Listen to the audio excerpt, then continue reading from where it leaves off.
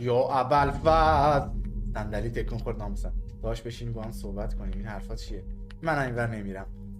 اون بره مسیر. این بره. آره، من به خاطر تو میرم ها. برو نترس من کنارتم. من خودم ریدم.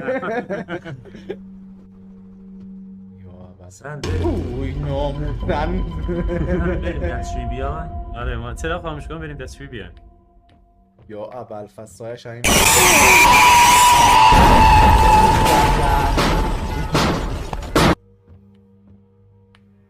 خب چرا آقا رو وای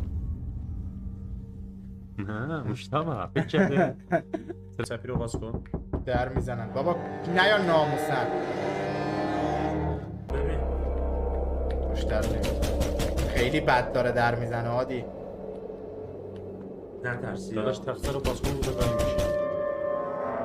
نظر رو باز کن. یا در باز شد در باز. یا آها چیزی نیست. مطمئنه چیزی نیست. نه تو تاریکی میاد اون کاسکش، تو روشنایی نمیاد. خب اصلا لای در باز گذاشته. ریدم دهنت بی ناموس.